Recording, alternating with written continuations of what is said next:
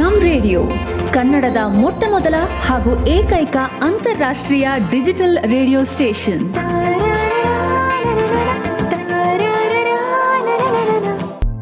Hi hello ನಮಸ್ತೆ ನಮಸ್ಕಾರಗಳು. ಮೊಯ್ ಮೊಯ್ ಅಂತ ಕರೆವತುಲುವ ನೀವು ಕೇಳ್ತಾ ಇದೀರಾ ನಮ್ ರೇಡಿಯೋ. ಯಾಕೆಂದ್ರೆ ಕನ್ನಡ ಕೇಳೋ ಮಾಜಾನೆ ಬೇರೆ. ನಾನು ನಿಮ್ಮ ಪ್ರೀತಿಯ ಯುರೋಪಿನ ಕನ್ನಡತಿ ಸ್ಮಿತಾ. ನಾನ್ ನಿಮ್ಮ ಹತ್ರ ಫಿನ್ಲ್ಯಾಂಡ್ ಇಂದ ಮಾತಾಡ್ತಾ ಇದ್ದೀನಿ. ಇದು ಒಂದ್ ಕತೆ ಹೇಳ ಅಂಡ್ ಹೊಸ ವರ್ಷ ಶುರು ಆಯ್ತು. ಎಲ್ಲಾರ್ಗುನು ಹ್ಯಾಪಿ ನ್ಯೂ ಇಯರ್ ಅಂತ ಹೇಳ್ತಾ ಇವತ್ತಿನ ಒಂದ್ ಕತೆ ಹೇಳಾನ ಹೊಸ ಒಂದು ಬ್ಯಾಂಗ್ ಆಗಿರೋ ಇಂಟ್ರೆಸ್ಟಿಂಗ್ ಕಥೆಯಿಂದ ಶುರು ಮಾಡೋಣ. ಅದಕ್ಕೆ ಅಂತ ನಮ್ ಜೊತೆನಲ್ಲಿ ಇದ್ದಾರೆ ರ್ಯಾಲಿಯಸ್ಟ್ ರೇಸರ್ ಬೈಕರ್. ಏನಂತ ಹೇಳ್ಬೇಕು, ಎಷ್ಟಂತ ಇಂಟ್ರೊಡಕ್ಷನ್ ಮಾಡ್ಬೇಕು, ಯಾವ ತರ ಗಾಡಿ ಓಡಿಸ್ತಾರೆ. ಓ ಮೈ ಗಾಡ್, ನಾನು ಇವ್ರ ಪ್ರೊಫೈಲ್ ನೋಡಿ ತುಂಬಾನೇ ಖುಷಿ ಆಗ್ತಾ ಇದೆ. ಈ ವರ್ಷ ಈ ಒಂದು ಇಂಟರ್ವ್ಯೂ ಇಂದ ಶುರು ಮಾಡ್ತಾ ಇದೀವಿ ಅಂತ ಹೇಳೋದಕ್ಕೇನೆ ಖುಷಿ ಆಗ್ತಾ ಇದೆ. So please welcome Asad Khan to ಒಂದ್ ಕತೆ ಹೇಳ.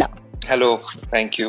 ಎಸ್ ಆಸಾದ್ ಅವರೇ, ನಿಮ್ಮ ಒಂದು ಸಣ್ಣ ಕಿರುಪರಿಚಯ ಏನಾದ್ರು ಮಾಡ್ಕೊಡ್ಬೇಕು ಅಂತ ಹೇಳಿದ್ರೆ, ನಿಮ್ಮ ಹುಟ್ಟಿದೆಲ್ಲಿ, ಬೆಳೆದಿದ್ದೆಲ್ಲಿ, ನಿಮ್ಮ ಬಾಲ್ಯ ಹೇಗಿತ್ತು, ಇದನ್ನ ಒಂಚೂರು ನಮ್ಗೆ ಹೇಳ್ತೀರಾ?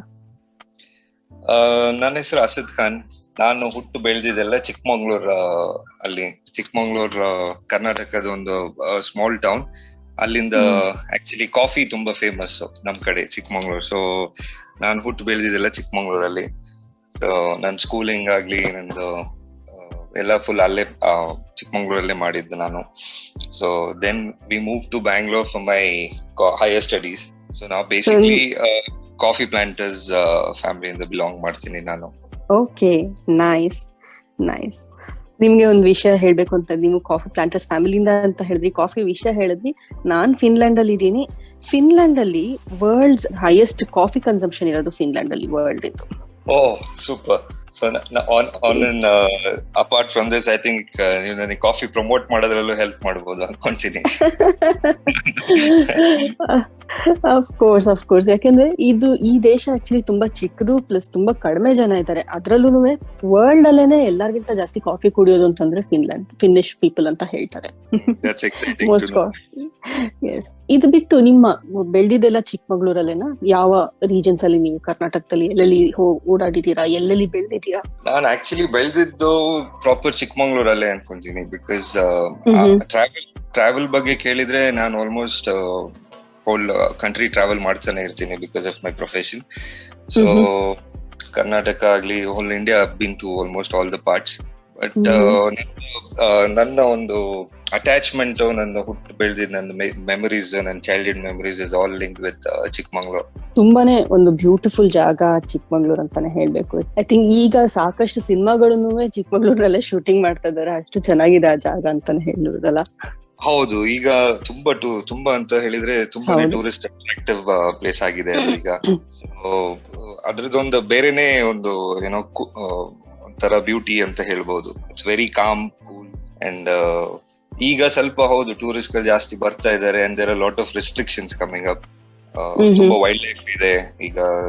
ಫಾರೆಸ್ಟ್ ನೇಚರ್ ಆಕ್ಟಿವಿಸ್ಟ್ ಎಲ್ಲ they are coming forward and making it, they planning to make it reserve as there is a lot of wildlife. and coffee originate ಆಗಿದ್ದು ಇಂಡಿಯಾದಲ್ಲಿ ಚಿಕ್ಕಮಂಗ್ಳೂರಿಂದ ಅಂತ ಹೇಳ್ತಾರೆ. ಸೊ ಹೌದು, ತುಂಬಾ ಫಾರ್ಚುನೇಟ್ ಆಗಿ ಇದೀನಿ ಅಂತ ಅನ್ಕೊಂತೀನಿ. Because my family from my ancestors ಅವರೆಲ್ಲ ಕಾಫಿ ಪ್ಲಾಂಟರ್ಸ್, ಕಾಫಿ ಬೆಳೆಗಾರರು. ಸೊ ನಾನು ಪಾರ್ಟಿಂದ ಬಿಲಾಂಗ್ ಮಾಡ್ತೀನಿ ಅಂತ ಹೇಳ್ಕೊಳಕ್ಕೆ ತುಂಬಾ ಹೆಮ್ಮೆ ನನಗೆ.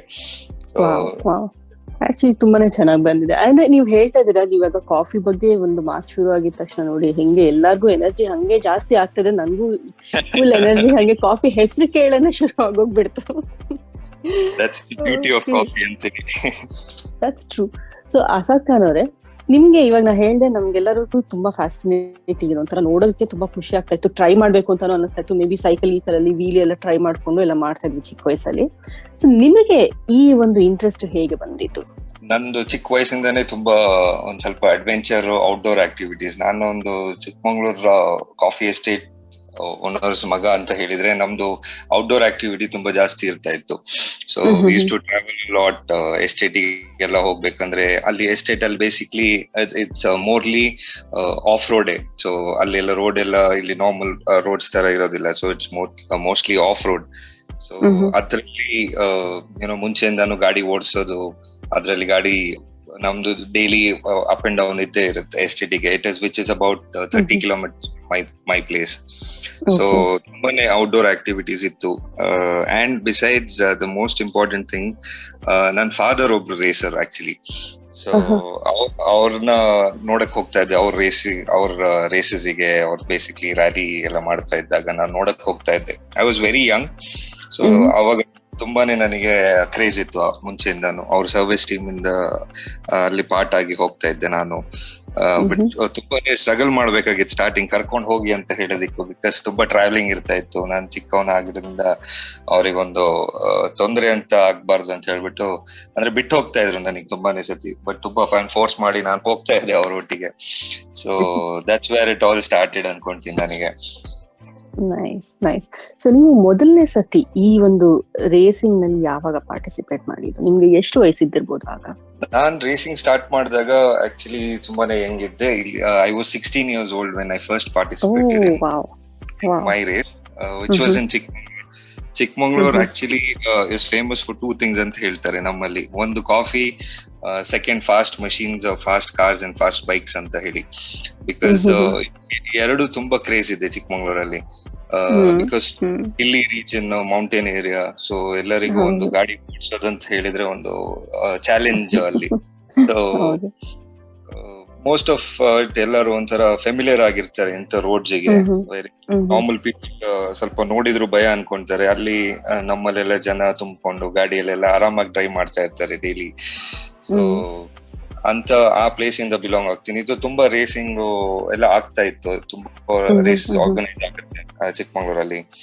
ಸೊ ಹಿಲ್ ಕ್ಲೈಮ್ಸ್ ಅಂತ ಫೇಮಸ್ ಇವೆಂಟ್ ಆಗ್ತಾ ಇತ್ತು ಮುಂಚೆ. ನಾವು ಆಫ್ ಕೋರ್ಸ್ ಈಗ ಪರ್ಮಿಷನ್ ಸಿಗ್ತಾ ಇಲ್ಲ ಅದಕ್ಕೆ, ಬಿಕಾಸ್ ದ ಟ್ರಾಫಿಕ್ ಎಲ್ಲ ಆಕ್ಟಿವಿಟಿ ಎಲ್ಲ ಜಾಸ್ತಿ ಆಗಿದೆ ಅಂತ. ಸೊ ಆ ಹಿಲ್ ಕ್ಲೈಮ್ ಅಂತ ಹೇಳಿದ್ರೆ ಒಂದು 2 kilometers stretch which used to happen in the tallest peak of Karnataka, which is Mullayanagiri. ಆ ಒಂದು ರೋಡ್ ಅಲ್ಲಿ ಅದೊಂದು ರೇಸ್ ಆಗ್ತಾ ಇತ್ತು. ಅದು ತುಂಬಾ ಫೇಮಸ್ ಇತ್ತು ಆವಾಗ. ಓಡ್ಸೋದು ಅಂತ ಹೇಳಿದ್ರೆ ತುಂಬಾ ಚಾಲೆಂಜಿಂಗ್ ಅದು. ಸೊ ಡ್ಯಾಡ್ ಎಲ್ಲ ಅಲ್ಲೆಲ್ಲ ರೇಸ್ ಮಾಡ್ತಾ ಇದ್ರು, ನಾನು ಅಲ್ಲಿ ನೋಡಕ್ ಹೋಗ್ತಾ ಇದ್ದೆ. ಸೊ ಅಲ್ಲಿಂದ ನನಗೆ ಬೈಟ್ ಮಾಡ್ತು ಅಂತ ನಾನು ಹೇಳ್ಬಹುದು. ನೈಸ್. ಈಗ ಆಕ್ಚುಲಿ ನೀವು ಹೇಳ್ತಾ ಇದ್ರೆ ನಂಗೆ ಇದೊಂದು ಥಾಟ್ ಬಂತು. ಏನಂತ ಹೇಳಿದ್ರೆ, ಸುಮಾರು ಜನಕ್ಕೆ ಅವರ ಮೊದಲನೇ ಗಾಡಿ ಏನಿರುತ್ತೆ ಅದು ತುಂಬಾನೇ ಫೇವ್ರೆಟ್ ಇರುತ್ತೆ, ಅದನ್ನ ತುಂಬಾ ಅಟ್ಯಾಚ್ಮೆಂಟ್ ಇರುತ್ತೆ. ಆ ರೀತಿ ನಿಮ್ಗೂ ಯಾವ್ದಾದ್ರು ಇದೆಯಾ? ಹೌದು, ಡೆಫಿನೆಟ್ಲಿ. ನಂದು ಡ್ಯಾಡ್ ಆಕ್ಚುಲಿ ರೇಸ್ ಮಾಡ್ತಾ ಇದ್ರು ಒಂದು ಸುಜುಕಿ ಶೋಗನ್ ಅಂತ ಹೇಳಿ ಬೈಕ್. ಅವರು ಐ ರಿಮೆಂಬರ್ 93 ಅಲ್ಲಿ ತಗೊಂಡ್ ಬಂದ್ರು ಆ ಬೈಕ್. 93. ಸೊ ಅವ್ರು ಅದ್ರಲ್ಲಿ ತುಂಬಾ ವರ್ಷ ರೇಸ್ ಮಾಡಿದ್ರು. ಅಂದ್ರೆ ಆವಾಗ ತುಂಬಾ ಫೇಮಸ್ ಬೈಕ್ ಅದು, 2 stroke ಸುಜುಕಿ ಶೋಗನ್ ಅಂತ ಹೇಳಿದ್ರೆ. ಸೊ ನಾನು ಅದನ್ನ ಕಾಲೇಜಿಗೆ, ಸ್ಕೂಲಿಗೆಲ್ಲ ತುಂಬಾ ತಗೊಂಡ್ ಹೋಗ್ತಾ ಇದ್ದೆ. ಅಫ್ಕೋರ್ಸ್ ತುಂಬಾನೇ ಪೆಟ್ ತಿಂದಿದ್ದೀನಿ ಅದ್ರಿಂದ. PT ಟೀಚರ್ ಹತ್ರ ಆಗ್ಲಿ, ಬೇರೆ ಟೀಚರ್ಸ್ ಹತ್ರ ಆಗ್ಲಿ, ಅಂದ್ರೆ ಜನ ಸೈಕಲ್ ಅಲ್ಲಿ ಬರೋ ಟೈಮ್ ನೀನ್ ಬೈಕ್ ತಗೊಂಡ್ ಬರ್ತೀಯ ಅಂತ ಹೇಳಿ. ಬಟ್ ಆದ್ರೂ ತಗೊಂಡ್ ಹೋಗ್ತಾ ಇದ್ದೆ ಸ್ಕೂಲಿಗೆ. ಆ ಸ್ಕೂಲ್ ಆಚೆ ಪಾರ್ಕ್ ಮಾಡೋದು, ಹಿಂಗೆ ಓಡ್ಸೋ ತುಂಬಾ ಕ್ರೇಜ್ ಇತ್ತು. ಡ್ಯಾಡು ತುಂಬಾ ಸಪೋರ್ಟ್ ಮಾಡಿದ್ರು. ಅಂದ್ರೆ ಏನು ಹೇಳ್ತಾ ಇರ್ಲಿಲ್ಲ ಅವರು, ಗಾಡಿ ಎಲ್ಲ ತಗೊಂಡ್ ಹೋದ್ರೆ ಅಂತ. ಮತ್ತೆ 2005 ಅಲ್ಲಿ ನಾನು ಆ ಫಸ್ಟ್ ಬೈಕ್, ಅದೇ ಬೈಕ್ ಅಲ್ಲಿ ನಾನು ಫಸ್ಟ್ ರೇಸ್ ಓಡಿಸಿದ್ ನಾನು. Let you all know guys, I won the event, straightforward first event. Awesome. ಇನ್ನು ಯಾವತ್ತೂ ಮರೆಯಕ್ಕಾಗಲ್ಲ ಅಂತ ಮೆಮೊರಿ ಅದು ನನಗೆ.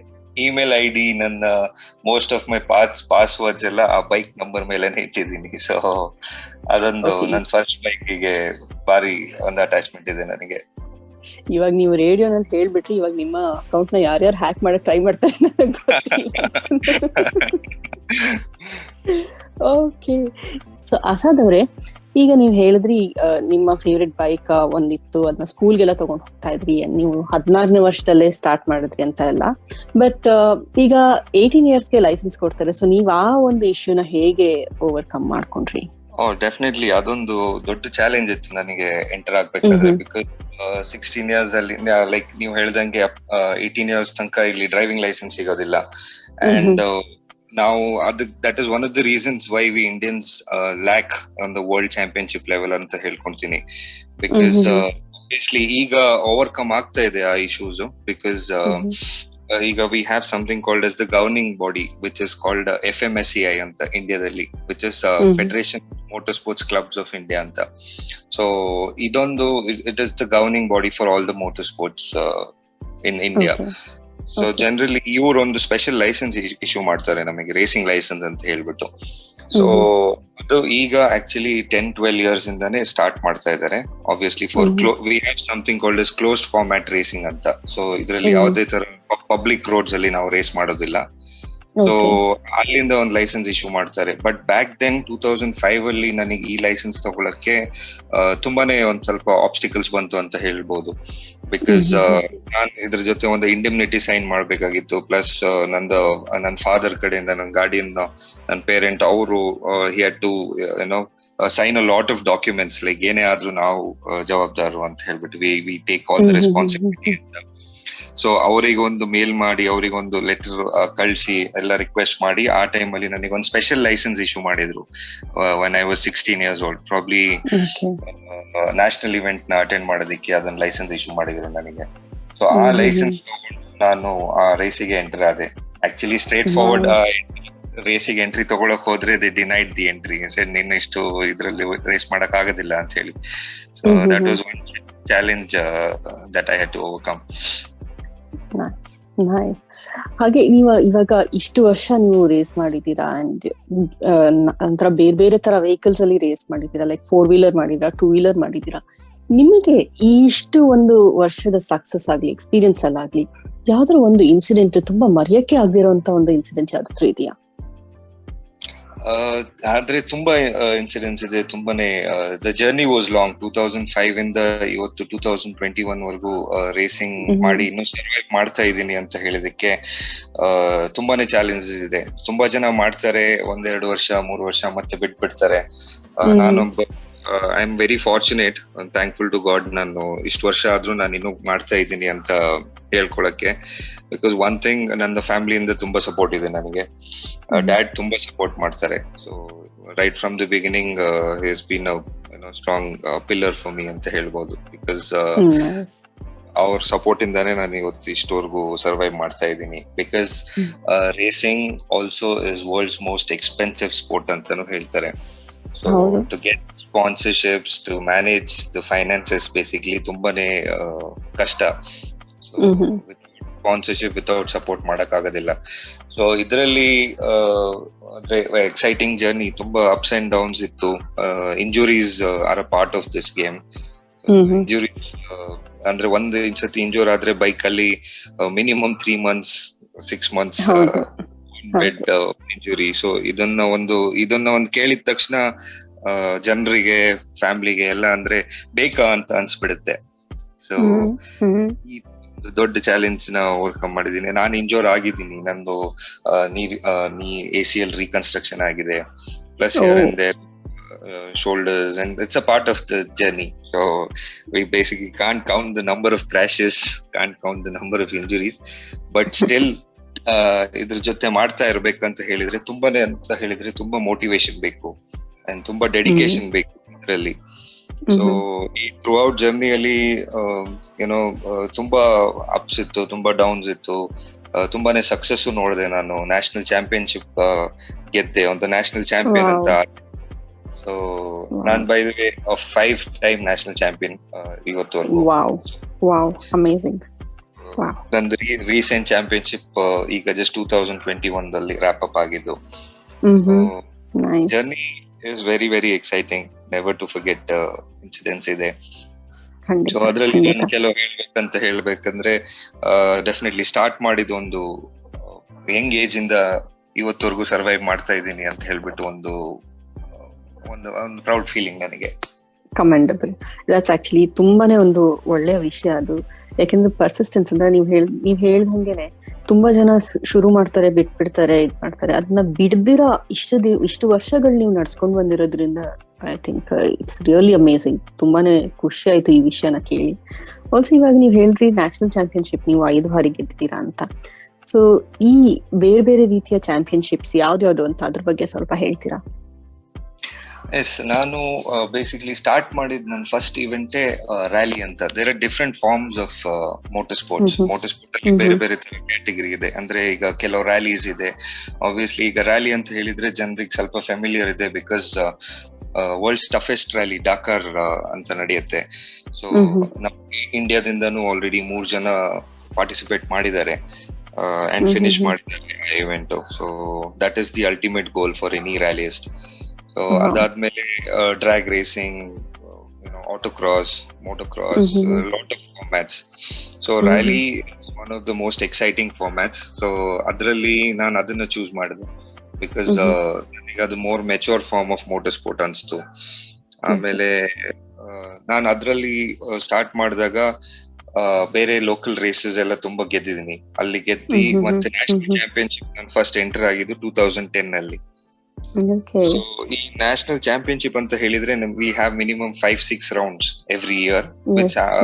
ಎಲ್ಲ ಕಡೆ ಇಂಡಿಯಾದಲ್ಲಿ ಎಲ್ಲ ಪಾರ್ಟ್ಸ್ ಆಫ್ ಇಂಡಿಯಾದಲ್ಲಿ ಆಗುತ್ತೆ, ನಾರ್ತ್ ಇಂದ ಹಿಡಿದು ಸೌತ್ ವರೆಗೂ. ಇದೊಂದು ಜರ್ನಿ ನಾನು ಫಸ್ಟ್ 2010 ಅಲ್ಲಿ ಸ್ಟಾರ್ಟ್ ಮಾಡಿ ಅಲ್ಲಿಂದಾನೇ ನ್ಯಾಷನಲ್ ಚಾಂಪಿಯನ್ ಅಂತ ಹೇಳ್ಬಿಟ್ಟು ನನಗೆ ಟ್ಯಾಗ್ ಸಿಕ್ತು. ಸೊ ನೀವು ಹೇಳಿದ್ರಿ ಇವಾಗ ಬೇರೆ ಬೇರೆ ಇಂಡಿಯಾನಲ್ಲಿ ಬೇರೆ ಬೇರೆ ಕಡೆ ಇದು ನಡೆಯುತ್ತೆ ಅಂತ. ಸೊ ನಿಮ್ಮ ಒಂದು ಕಂಫರ್ಟ್ ಝೋನ್ ಅಂತ ಹೇಳಿದ್ರೆ ಯಾವ ಜಾಗ ಅದು? ಡೆಫಿನೆಟ್ಲಿ ಕಂಫರ್ಟ್ ಝೋನ್ ಅಂತ ಹೇಳಿದ್ರೆ ಸೌತ್ ಇಂಡಿಯಾ ಅಂತ ಹೇಳ್ಬೋದು. ಬಿಕಾಸ್ ನನಗೆ ಟ್ರಾವೆಲ್ ಮಾಡಕ್ ಈಸಿ, ಅಂದ್ರೆ ಸ್ವಲ್ಪ obviously to show up it ಸ್ವಲ್ಪ ಈಸಿ ಆಗ್ತದೆ ನನಗೆ. ಬಿಕಾಸ್ ಹತ್ರ ಡೆಫಿನೆಟ್ಲಿ ಸ್ವಲ್ಪ ದೂರ ಟ್ರಾವೆಲ್ ಮಾಡ್ಬೇಕಂತ ಹೇಳಿದ್ರೆ ಅದು ಇನ್ನೊಂಥರ ಚಾಲೆಂಜ್. ಸೊ ನಮ್ದು ಲಾಜಿಸ್ಟಿಕ್ಸ್ ಇರುತ್ತೆ, ನಮ್ದು ಬೈಕ್ ಟ್ರಾನ್ಸ್ಪೋರ್ಟ್ ಮಾಡೋದು, ನಾವು ಹೋಗೋದು, ಸರ್ವಿಸ್ ಟೀಮಿಗೆ ಕರ್ಕೊಂಡು ಹೋಗೋದು. So all this without any support, ಇದು ತುಂಬಾ ದೊಡ್ಡ ಚಾಲೆಂಜ್ ಇದು ಆಕ್ಚುಲಿ. ಸೊ ಬಟ್ ಏನು ಮಾಡಕ್ ಆಗಲ್ಲ, we have to travel right from Himachal Pradesh, Jammu. So ಅಲ್ಲಿಂದ ಹಿಡಿದು ನಾವು south India like Coimbatore, Chennai ತನಕನೂ ಟ್ರಾವೆಲ್ ಮಾಡ್ತಾ ಇರ್ತೀವಿ. ಈ ಮೋಟರ್ ಸ್ಪೋರ್ಟ್ಸ್ ಸಿನಾರಿಯೋ ಈಗ ಸದ್ಯಕ್ಕೆ ನಮ್ಮ ದೇಶದಲ್ಲಿ ಹೇಗಿದೆ? ಇಟ್ ಇಸ್ ಗ್ರೋಯಿಂಗ್ ಅಂತ ಹೇಳ್ಬೋದು ನಾನು ಈಗ ಸದ್ಯಕ್ಕೆ ಅಂತ ಹೇಳಿದ್ರೆ. ಬಿಕಾಸ್ ಇಂಡಿಯಾದಲ್ಲಿ trust me there is a lot of talent. With proper guidance and proper nursing, we can showcase our talent world level ಅಲ್ಲಿ ನಾವು ಎಕ್ಸೆಲ್ ಮಾಡಬಹುದು. ಸೊ ಅದಕ್ಕೆ ಈಗ ಪ್ರೂಫ್ ಅಂತ ಹೇಳಿದ್ರೆ ಈಗ ಆಲ್ರೆಡಿ ಹರಿತ್ ನೋವಾ ಅಂತ ಹೇಳ್ಬಿಟ್ಟು ಒಬ್ರು ಅಥ್ಲೀಟ್ ಇಂಡಿಯಾದಿಂದ ಡಾಕರ್ ರ್ಯಾಲಿಗೆ ಇಂಡಿಯನ್ ರೆಪ್ರೆಸೆಂಟ್ ಮಾಡ್ತಾ ಇದ್ದಾರೆ, and he is doing really. So there is a lot of talent, ತುಂಬಾ ಟ್ಯಾಲೆಂಟ್ ಇದೆ ಅನ್ಕೊಳ್ತೀನಿ. ಬಟ್ ನಮಗೆ ಎಕ್ಸ್ಪೋಜರ್ ಇಲ್ಲ, ನಮಗೆ ಸಪೋರ್ಟ್ ಇಲ್ಲ ಅಂತಾನು ನಾನು ಹೇಳ್ಬೋದು ಅದರಲ್ಲಿ. ಬಿಕಾಸ್ ಮೋಟರ್ ಸ್ಪೋರ್ಟ್ ನ ಜನರಿಗೂ ಇನ್ನೂ ಅಷ್ಟು ತಿಳುವಳಿಕೆ ಇಲ್ಲ ಅದ್ರ ಬಗ್ಗೆ, ಹೇಗೆ ಏನು ಇದು ಅಂತ ಹೇಳ್ಬಿಟ್ಟು. ಈಗ ಫಾರ್ ಎಕ್ಸಾಂಪಲ್ ಬೇರೆ ಕಂಟ್ರೀಸ್ ಅಲ್ಲಿ ನೋಡಿದ್ರೆ, ಫಾರ್ ಎಕ್ಸಾಂಪಲ್ ಫಿನ್ಲೆಂಡ್ ಅಲ್ಲಿ ನೋಡಿದ್ರೆ it is followed like a religion ಅಲ್ಲಿ. ಈಗ ನಮ್ ದೇಶದಲ್ಲಿ ಕ್ರಿಕೆಟ್ ನ ಹೇಗೆ ಫಾಲೋ ಮಾಡ್ತಾರೆ, ಹಾಗೆ ಫಿನ್ಲೆಂಡ್ ಅಲ್ಲಿ ಮೋಟರ್ ಸ್ಪೋರ್ಟ್ ನ ಅಷ್ಟು ಇಂಪಾರ್ಟೆನ್ಸ್ ಇದೆ. ಸೊ ನಾನ್ ಹೇಳ್ಕೊಳ್ಳೋದು ಏನಂತ ಹೇಳಿದ್ರೆ, ನಮ್ಮ ಇಂಡಿಯನ್ ಮೋಟರ್ ಸ್ಪೋರ್ಟ್ ಅನ್ನು ಗ್ರೋ ಮಾಡ್ಬೇಕು along with other sports. So ನಮ್ಮನ್ನ ಅಟೆನ್ಷನ್, ನಮ್ಮನ್ನ ಒಂಚೂರು ಸಪೋರ್ಟ್ ಮಾಡ್ಬೇಕು ಅಂತ ನಂದು ಒಪಿನಿಯನ್. ಬಿಕಾಸ್ ಟ್ಯಾಲೆಂಟ್ ನಮ್ಮಲ್ಲಿ ಇರೋದಷ್ಟು ವರ್ಲ್ಡ್ ಲೆವೆಲ್ ಟ್ಯಾಲೆಂಟ್ ನಮ್ಮ ಹತ್ರನೂ ಇದೆ ಇಂಡಿಯನ್ಸ್ ಅಲ್ಲಿ. ಆಕ್ಚುಲಿ ಯಾವುದೇ ಒಂದು ಫೀಲ್ಡ್ ತಗೊಂಡ್ರೆ ಇಂಡಿಯಾನಲ್ಲಿ ಸಿಕ್ಕಾಪಟ್ಟೆ ಟ್ಯಾಲೆಂಟ್ ಇರತ್ತೆ. ಆದ್ರೆ ಅದನ್ನ ಒಂದು ಗಿಡಕ್ಕೆ ನೀರ್ ಹಾಕಿ ಅದನ್ನ ಬೆಳೆಸೋ ರೀತಿ ಆ ಟ್ಯಾಲೆಂಟ್ ನ ಗ್ರೋ ಮಾಡಿಸೋದಿದೆಯಲ್ಲ, ದಟ್ ಇಸ್ ಕ್ವೈಟ್ ಚಾಲೆಂಜಿಂಗ್ ಅಂತ ಅನ್ಸುತ್ತೆ. ಎಕ್ಸಾಕ್ಟ್ಲಿ ಅದೇ ಒಂದು ದೊಡ್ಡ ಚಾಲೆಂಜ್ ನಮ್ಮ ದೇಶದಲ್ಲಿ. ಸೊ ಈಗ ಹೊಸ ಒಂದು ಟ್ಯಾಲೆಂಟ್ ಗಳನ್ನ ಮುಂದೆ ತರೋದಕ್ಕಂತ ನಿಮ್ಮ ಹತ್ರ ಏನಾದ್ರು ಐಡಿಯಾ ಇದೆಯಾ? ನೀವೇನಾದ್ರೂ ಮಾಡ್ತಾ ಇದೀರಾ ಅದ್ರ ಬಗ್ಗೆ? ಡೆಫಿನೆಟ್ಲಿ ನಾವು ನಮ್ದು ಓನ್ ಟ್ರೈನಿಂಗ್ ಪ್ರೋಗ್ರಾಮ್ಸ್ ನಾವು ಮಾಡ್ತಾ ಇದೀವಿ, ವೇರಿನ್ ನಾವು ಹೊಸೊಬ್ರು ನ್ಯೂ ಕಮರ್ಸ್, ನ್ಯೂ ಟ್ಯಾಲೆಂಟ್ ಗೆ ಆಪರ್ಚುನಿಟಿ ಕೊಡ್ತಾ ಇದೀವಿ. ಅವ್ರದ್ದು ಸ್ಕಿಲ್ಸ್ ಫಸ್ಟ್ ನಾವು ನೋಡ್ತೀವಿ ಹೇಗಿದೆ ಅಂತ ಹೇಳಿ. ಸೊ ಅವರಿಗೆ ಟ್ರೈನ್ ಮಾಡ್ತೀವಿ ನಾವು basically right from the scratch ಅಂತ ಹೇಳ್ಬೋದು. ಒಂದು ಬೈಕ್ ಇದ್ದು ಒಂದು ಬೇಸಿಕ್ ರೈಡಿಂಗ್ ಗೇರ್ಸ್ ತಗೊಂಡ್ ಬಂದ್ರೆ ಅವರು, ಸೊ ಅವರಿಗೆ ಹೇಗೆ ಅದರಲ್ಲಿ ದ ರೈಟ್ ಗೈಡೆನ್ಸ್, ಎಲ್ಲಿಂದ ಸ್ಟಾರ್ಟ್ ಮಾಡ್ಬೇಕು, ಹೇಗೆ ಸ್ಟಾರ್ಟ್ ಮಾಡ್ಬೇಕು, the documentation part, the licence, ಮತ್ತೆ ಆ ಟ್ರೈನಿಂಗ್ ಇದು there is a lot of formality, procedure. ಅದು ಫಾಲೋ ಮಾಡೋ ತನಕ we can't concentrate on the riding part. ಅಥವಾ ರೈಡಿಂಗ್ ಮಾಡ್ತಾ ಇದ್ದಾಗ ಅದ್ರ ಮೇಲೆ ಕಾನ್ಸಂಟ್ರೇಟ್ ಮಾಡಕ್ ಕಷ್ಟ ಆಗ್ತದೆ. ಸೊ ಇದನ್ನ ಎಲ್ಲ ಸೇರಿ ನಾವು ಒಂದು ಪ್ಯಾಕೇಜ್ ತರ ಅವರಿಗೆ ಟ್ರೈನ್ ಮಾಡ್ತಾ ಇದೀವಿ, ಅವ್ರಿಗೆ ಸಪೋರ್ಟ್ ಮಾಡ್ತಾ ಇದೀವಿ. ಬೋತ್ 2 wheelers and 4 wheeler ಅಲ್ಲೂ ನಾವು ನಮ್ಮ ಎಕ್ವಿಪ್ಮೆಂಟ್ಸ್ ಏನಿದೆ ಅದನ್ನ ರೆಂಟ್ ಔಟ್ ಮಾಡ್ತೀವಿ ಜನರಿಗೆ. ಬಿಕಾಸ್ ಸ್ಟಾರ್ಟಿಂಗ್ ಅಲ್ಲಿ ಇದು ಬಾರಿ ಎಕ್ಸ್ಪೆನ್ಸಿವ್. ನಾನು ಹೇಳ್ದಂಗೆ ನಿಮಗೆ ರೈಡಿಂಗ್ ಗೇರ್ಸ್ ಆಗ್ಲಿ, ಅದ್ರ ಹೆಲ್ಮೆಟ್ಸ್ ಆಗ್ಲಿ, ಎಲ್ಲದನ್ನು ನಾವು ಫೈರ್ ಪ್ರೂಫ್ ಸೂಟ್ ಬರುತ್ತೆ ಈಗ 4 wheeler ರೇಸಿಂಗ್ ಅಲ್ಲಿ. ಸೊ ಇದಕ್ಕೆಲ್ಲ ನಾವು ರೆಂಟ್ ಔಟ್ ಮಾಡಿ ಅವ್ರಿಗೆ ಸಪೋರ್ಟ್ ಮಾಡ್ತೀವಿ. ಅಂದ್ರೆ ಯಾವ ತರ ಇದ್ ಬೇಕು, ಏನೇನ್ ಬೇಕು ಅವರಿಗೆ. ಸೊ ಸಮಥಿಂಗ್ ಲೈಕ್ ನಾನ್ ಸ್ಟಾರ್ಟ್ ಮಾಡಿರೋದು ನಮ್ಮ ಹೋಲ್ ಫ್ಯಾಮಿಲಿ ಸಪೋರ್ಟ್ ಇಂದ. ಬೇರೆ ಬೇರೆ ತರ ಟ್ರೈನಿಂಗ್ ಪ್ರೋಗ್ರಾಮ್ಸ್ ಇದೆ. So anything related to motor sport, ಯಾರಿಗೂ ಏನು ಕ್ವೆರೀಸ್ ಇದ್ರೆ they can get in touch with me. ಕೇಳಿಸ್ಕೊಳ್ತಾ ಇದೀರಲ್ಲ, ನಿಮಗೆ ರೇಸಿಂಗ್ ಬಗ್ಗೆ, ರ್ಯಾಲಿಯಿಂಗ್ ಬಗ್ಗೆ, ಈ ಒಂದು ಬೈಕ್ ಬಗ್ಗೆ, ಕಾರ್ ಬಗ್ಗೆ ಏನೇ ಕೇಳಬೇಕು ಅಂತಂದ್ರೂ ನೀವು ಆಸಾದ್ ಅವ್ರನ್ನ ಕಾಂಟ್ಯಾಕ್ಟ್ ಮಾಡ್ಬೋದು. ಹೇಗೆ? ಅವರ ಇನ್ಸ್ಟಾಗ್ರಾಮ್ ಹ್ಯಾಂಡಲ್ ನಲ್ಲಿ ನೀವು ಮೆಸೇಜ್ ಮಾಡಿದ್ರೆ ಖಂಡಿತ ರೆಸ್ಪಾಂಡ್ ಮಾಡ್ತಾರೆ. ಅವರ Instagram handle Asad racing, ASADRACING, correct ಅಲ್ವಾ? Yes, that is the one. ಸರಿ, ಇವಾಗ ನೀವ್ ಹೇಳಿದ್ರೆ ನೀವು ಈ ರೀತಿಯ ಟ್ರೈನಿಂಗ್ ನ ಕೊಡ್ತಾ ಇದ್ದೀರಾ, ಅಂಡ್ ಸಾಕಷ್ಟು ಜನ ಹೊಸಬ್ರು ಮುಂದೆ ಬರ್ತಾ ಇದಾರೆ, ಅಂಡ್ ಎಂಥೂಸಿಯಾಸ್ಟ್ ಮುಂದೆ ಬರ್ತಾ ಇದಾರೆ ಅಂತ ಹೇಳ್ತಾ ಇದ್ದೀರಾ. ಸೊ ಈ ಒಂದು ಸಿನಾರಿಯೋನಲ್ಲಿ ಅವರ ಪೇರೆಂಟ್ಸ್ ನ ರಿಯಾಕ್ಷನ್ಸ್ ಹೇಗಿರುತ್ತೆ? ಯಾಕಂದ್ರೆ ನನ್ನ ಪ್ರಕಾರ ಮಕ್ಳು ಏನೇ ಮಾಡ್ಬೇಕು, ಮಕ್ಳಿಗೆ ಸ್ವಲ್ಪ ಧೈರ್ಯ ಇರುತ್ತೆ, ಈ ಟೀನೇಜರ್ಸ್ ಅಲ್ಲಿ ಸಿಕ್ಕಾಪಟ್ಟೆ ಧೈರ್ಯ ಇರುತ್ತೆ ಅಂತಾನೆ ಹೇಳ್ಬೋದು. ಬಟ್ ಪೇರೆಂಟ್ಸ್ ಆಗಿ ಏನ್ ಮಾಡ್ತಾರೆ, ತುಂಬಾನೇ ರಿಸ್ಕ್ ಇದೆ ಆ ಒಂದು ಸ್ಪೋರ್ಟ್ ಅಲ್ಲಿ, ನೀವ್ ಮಾಡ್ಬೇಡ, ಏನಾದ್ರು ಆಗ್ಬೋದು ಅನ್ನೋ ಒಂದು ಭಯ ಪೇರೆಂಟ್ಸ್ ಅಲ್ಲಿ ಇರುತ್ತೆ ಅಂತ. ಸೊ ಅದನ್ನ ನೀವು ಡೀಲ್ ಮಾಡ್ತಾ ಇದ್ದೀರಾ, ಹೇಗ್ ಡೀಲ್ ಮಾಡ್ತೀರಾ ಅಂತ? ಡೆಫಿನೆಟ್ಲಿ ಇದು ತುಂಬಾ ಜನಕ್ಕೆ ಇದೆ. ನನ್ ಪ್ರಕಾರ ಬ್ಯಾಕ್ ದೆನ್ ತುಂಬಾ ಜನಕ್ಕಿತ್ತು. ಈಗ ಆಫ್ ಲೈನ್ ಇದು ಹೋಗ್ತಾ ಇದೆ ಜನರಿಗೆ. They are getting educated about racing. So parents, we have kids coming in who are literally like 7 years old. So and they want to start their careers. So ಈಗ like I said, the FMSCI is granting them licenses. ಅವ್ರಿಗೆ ಕೊಡ್ತಾ ಇದಾರೆ race ಮಾಡೋದಕ್ಕೆ. Parents ನ ಅವ್ರು ಕರ್ಕೊಂಡ್ ಬರ್ತಾರೆ. Like ಹೇಗೆ ಈಗ ಪೇರೆಂಟ್ಸ್ ಅವ್ರ ಒಂದು ಸ್ಕೂಲ್ ಬ್ಯಾಗ್ ಹಿಡ್ಕೊಂಡು ಮಕ್ಳಿಗೆ ಸ್ಕೂಲಿಗೆ ಕರ್ಕೊಂಡು ಹೋಗ್ತಾರೆ, ಅದೇ ಸಿಮಿಲರ್ಲಿ ನಮಗೆ ನಮ್ ರೇಸಿಂಗ್ ಸ್ಕೂಲಿಗೆ ಕರ್ಕೊಂಡ್ ಬರ್ತಾರೆ. ಅವ್ರದ್ದು ಕಿಟ್ ಬ್ಯಾಗ್ ಹಿಡ್ಕೊಂಡು, ಅವ್ರದ್ದು ನೀರ್ ಬಾಟಲ್ ಹಿಡ್ಕೊಂಡು, ಅವ್ರಿಗೆ ಏನೇನ್ ಬೇಕು ಆ ತರ ಸ್ಟಾರ್ಟ್ ಆಗ್ತಾ ಇದೆ. ಸೊ ನೋಡೋದಕ್ಕೆ ಅಂದ್ರೆ ತುಂಬಾನೇ ಚೆನ್ನಾಗ್ ಕಾಣಿಸುತ್ತೆ, ತುಂಬಾ ಹೆಮ್ಮೆ ಆಗುತ್ತೆ. ಯಾಕಂತ ಹೇಳಿದ್ರೆ ನಾನು ಒಂದು ಸ್ಟಾರ್ಟ್ ಮಾಡ್ಬೇಕಾದ್ರೆ ಈ ತರ ಏನು ಇರ್ಲಿಲ್ಲ. ನಮಗೆ ಮನೆ ಎಕ್ಸ್ಪ್ಲೇನ್ ಮಾಡ್ಬೇಕಾಗಿತ್ತು, ಎಲ್ಲಾದು ಹೇಳ್ಬೇಕಾಗಿತ್ತು, ಹೀಗೆ ಏನ್ ಮಾಡ್ತಾ ಇದೀವಿ ಅಂತ. ಸೊ ಬಾರಿ ಒಂದು ನೆಗೆಟಿವ್ ಕಾಮೆಂಟ್ಸ್ ಜೊತೆ ಡೀಲ್ ಮಾಡಿದೀನಿ ನಾನು ಸ್ಟಾರ್ಟಿಂಗ್ ಅಲ್ಲಿ. ಸೊ ಅದನ್ನ ಈಗ ನೋಡೋದಕ್ಕೆ ತುಂಬಾನೇ ಚೆನ್ನಾಗಿ ಕಾಣಿಸುತ್ತೆ. ಬಿಕಾಸ್ ಫ್ಯಾಮಿಲಿ ಎಂಟರ್ ಆಗ್ತಾ ಇದೆ. It's becoming a family sport ಈಗ. ಹೌದು. ಸೊ ಆಸಾದ್ ಅವ್ರೆ, ನಿಮ್ಮ ಹತ್ರ ಇಷ್ಟೊತ್ತು ಮಾತಾಡಿದ್ದು ನಂಗೆ ನಿಜವಾಗ್ಲೂ ತುಂಬಾ ಸಂತೋಷ ಆಯ್ತು. ಈ ಒಂದು ಸ್ಪೋರ್ಟ್ ಒಂದು ಪಾಪ್ಯುಲರ್ ಅಂತ ಆಗಿದ್ರು ಎಲ್ಲೋ ಒಂದು ಭಯ ಇರ್ತಾ ಇತ್ತು ಪೇರೆಂಟ್ಸ್ ಅಲ್ಲಾಗ್ಲಿ, ಅಥವಾ ಇವನ್ ರ್ಯಾಲಿಸ್ಟ್ ಗಳಿಗೂ ಅಷ್ಟೇ ಸ್ವಲ್ಪ ಎಲ್ಲೋ ಒಂದ್ ಕಡೆ ಭಯ ಇರ್ತಾ ಇತ್ತು. ಆ ಭಯನ ಬಿಟ್ಟು ಮುಂದೆ ಬರೋದು ಹೇಗೆ ಅನ್ನೋದನ್ನ ನೀವು ಖಂಡಿತ ಇವತ್ತು ಹೇಳಿದೀರಾ. ತುಂಬಾನೇ thanks. Thank you, my pleasure, thanks a lot. ಕೇಳಿದ್ರಲ್ಲ ಆಸಾದ್ ಅವರ ಕತೆ ಎಷ್ಟು ಚೆನ್ನಾಗಿತ್ತು. ಈ ಒಂದು ಹೊಸ ರೀತಿಯ ಕತೆಗಳು ಅಥವಾ ಈ ಬೇರೆ ಬೇರೆ ಫೀಲ್ಡ್ ಇಂದ ಎಲ್ಲಾ ತರ ಕತೆಗಳನ್ನ ಕೇಳೋದಕ್ಕೆ ನನ್ಗಂತೂ ತುಂಬಾನೇ ಇಂಟ್ರೆಸ್ಟ್ ಇದೆ. ನಿಮ್ಗೆ ಕೂಡ ಇಂಟ್ರೆಸ್ಟ್ ಇದೆ ಅಂತ ನನಗ್ ಗೊತ್ತು. ಸೊ ನೀವೇನ್ ಮಾಡ್ಬೇಕು ಅಂತ ಹೇಳಿದ್ರೆ, ಈ ರೀತಿಯ ಇಂಟ್ರೆಸ್ಟಿಂಗ್ ಕತೆಗಳು ಯಾರ ಹತ್ರ ಬೇಕಾದ್ರೂ ಇರ್ಲಿ, ಅದನ್ನ ನೀವು ನಮಗೆ ಒಂದು ಪುಟ್ಟ ಮೆಸೇಜ್ ಮಾಡಿ ಹೇಳಿದ್ರೆ ಸಾಕು, ಮುಂದೆ ನಾವು ನೋಡ್ಕೊಳ್ತೀವಿ. ಈ ಮೆಸೇಜ್ ನ ನೀವು ಹೇಗ್ ಮಾಡ್ಬೇಕು, 7338128901 ನಮ್ಮ ವಾಟ್ಸ್ಆಪ್ ನಂಬರ್. ಈ ನಂಬರ್ಗೆ ನೀವು ಮೆಸೇಜ್ ನ ಕಳಿಸಿ. ಇಲ್ಲ ಅಂತ ಹೇಳಿದ್ರೆ ನಮ್ ರೇಡಿಯೋ ಆಪ್ ಮೂಲಕ ಕೂಡ ನೀವು ನಮ್ಗೆ ಮೆಸೇಜಸ್ ನ ಕಳಿಸ್ಕೊಡ್ಬೋದು. ಇದೆಲ್ಲದ್ರ ಜೊತೆ ನೀವು ನಮ್ ರೇಡಿಯೋನ ಲೈಕ್, ಫಾಲೋ, ಸಬ್ಸ್ಕ್ರೈಬ್ ಮಾಡಿ. ಫೇಸ್ಬುಕ್, ಇನ್ಸ್ಟಾಗ್ರಾಮ್, ಟ್ವಿಟರ್ ಮತ್ತೆ ಯೂಟ್ಯೂಬ್ ನಲ್ಲಿ NAMMRADIO ನಮ್ ರೇಡಿಯೋ. ನಾನ್ ಜೊತೆ ಮಾತಾಡ್ಬೇಕು ಅಂತ ಹೇಳಿದ್ರೆ sme.kar.smi.gar ನನ್ನ ಇನ್ಸ್ಟಾ ಹ್ಯಾಂಡಲ್, ನಮ್ಮ RJ ಸ್ಮಿತಾ ನನ್ನ ಫೇಸ್ಬುಕ್ ID. ಮುಂದಿನ ವಾರ ಇನ್ನೊಬ್ರ ಇಂಟ್ರೆಸ್ಟಿಂಗ್ ಕತೆಗಳ ಜೊತೆನಲ್ಲಿ ನಾನ್ ನಿಮ್ಗೆ ಮತ್ತೆ ಸಿಗ್ತೀನಿ. ಸೊ ಅಲ್ಲಿವರೆಗೂ ಎಲ್ಲೂ ಹೋಗದೆ ಕೇಳ್ತಾನೆ ಇರಿ ನಮ್ ರೇಡಿಯೋ, ಯಾಕೆಂದ್ರೆ ಕನ್ನಡ ಕೇಳೋ ಮಜಾನೇ ಬೇರೆ.